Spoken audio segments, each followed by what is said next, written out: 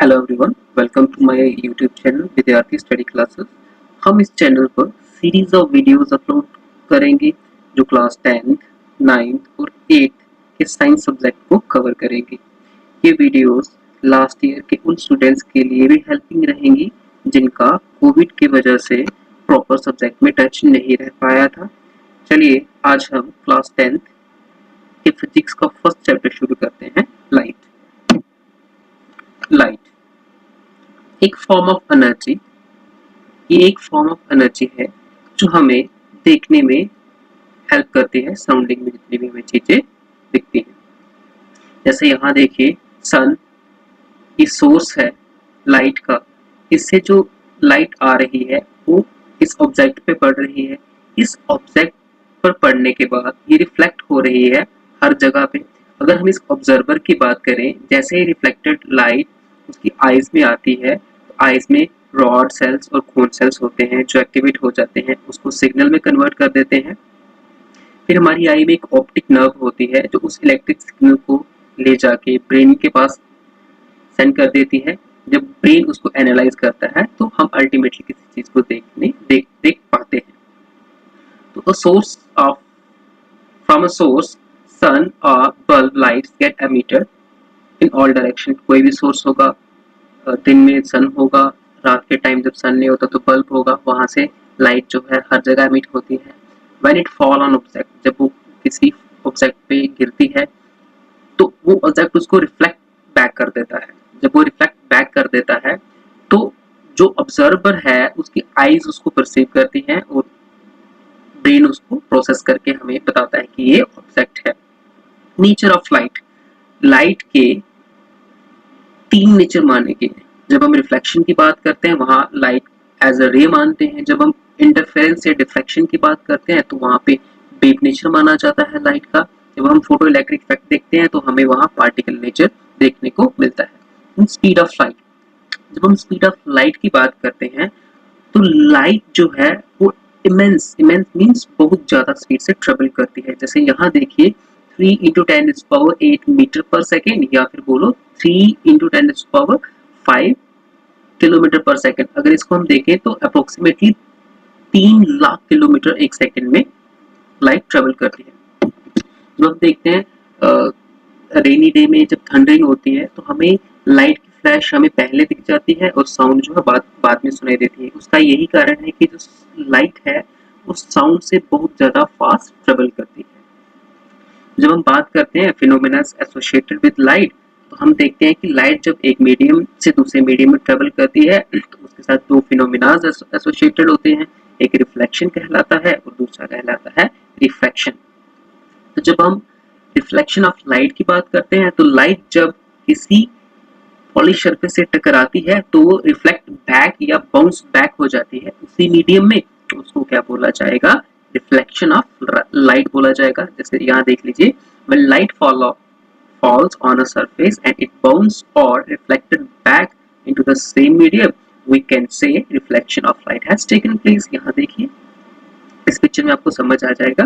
Then refraction of light, इसमें क्या होता है जब लाइट एक मीडियम से पास होती है दूसरे मीडियम में तो वो अपना जो एक्चुअल पाथ है उससे थोड़ा सा बेंड हो जाती है, उसको बोला जाता है refraction of light.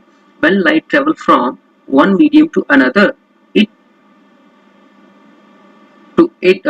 one medium to another it by slight deviation from its original path. तो ये क्या करता है, थोड़ा सा ओरिजिनल पाथ से डिविएट हो जाता है। This phenomena is called reflection of light. इसको रिफ्लेक्शन ऑफ लाइट बोला जाता है। चलिए अब हम कुछ टर्म्स पढ़ लेते हैं जो रिफ्लेक्शन ऑफ लाइट के साथ एसोसिएट है। पहला है इंसिडेंट रे, वो रे जो किसी रिफ्लेक्टिंग सरफेस के ऊपर टकराती है, ठीक है, प्रोजेक्ट होती है, उसको बोला जाएगा इंसिडेंट रे। लाइक ये इस रे की बात हो रही है, ये है इंसिडेंट रे।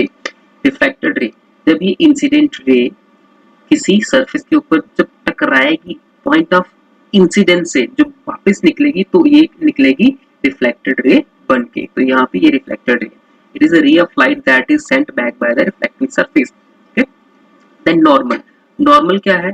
नॉर्मल ये 90 डिग्री एंगल है जो रिफ्लेक्टिंग सरफेस से रिफ्लेक्टिंग सरफेस पे बनता है कहाँ, पॉइंट ऑफ इंसिडेंस पे। देखिए यहाँ पे पॉइंट ऑफ इंसिडेंस पे नॉर्मल दिख रहा होगा। एंगल ऑफ इंसिडेंट, वो एंगल जो इंसिडेंट रे, ये इंसिडेंट रे नॉर्मल के साथ बनाएगी उसको एंगल ऑफ इंसिडेंस बोला जाएगा। सिमिलरली एंगल ऑफ रिफ्लेक्शन, वो एंगल जो रिफ्लेक्ट होने के बाद जब रे जा रही है, रिफ्लेक्टेड रे वो नॉर्मल के साथ बनाएगी तो उसको रिफ्लेक्टेड रे बोला जाएगा। Angle of incidence angle of reflection बनाएगी वो। Then is object, it is a thing that form an image on the screen. ये वो चीज है जो हम किसी मिरर के सामने रखते हैं ताकि उसकी हमें इमेज मिल पाए। इमेज क्या है? It is reflection of the object on the screen. जो ऑब्जेक्ट हमने मिरर के सामने रखी है, जब उसकी रिफ्लेक्शन बन के आती है तो वो क्या कहलाती है? इमेज कहलाती है।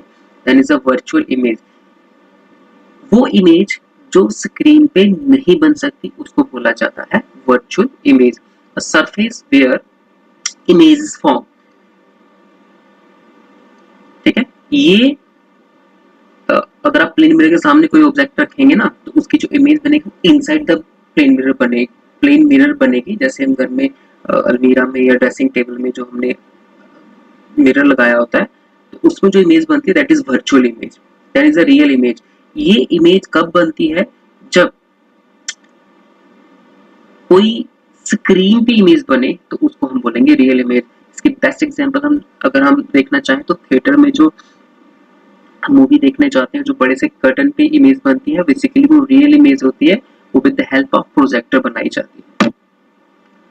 Now laws of reflection of light, तो जब हम लॉज ऑफ रिफ्लेक्शन की बात करते हैं, जब इंसिडेंट रे आती है किसी प्लेन में से टकरा के वापस चली जाती है तो वहां पे दो लॉज सामने निकल के आते हैं। पहला लॉ क्या बोलता है?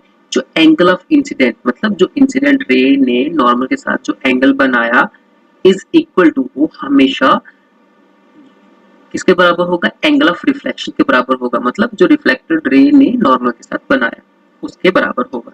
The incident ray, the reflected ray and the normal to the mirror at the point of incident all lies in the same plane.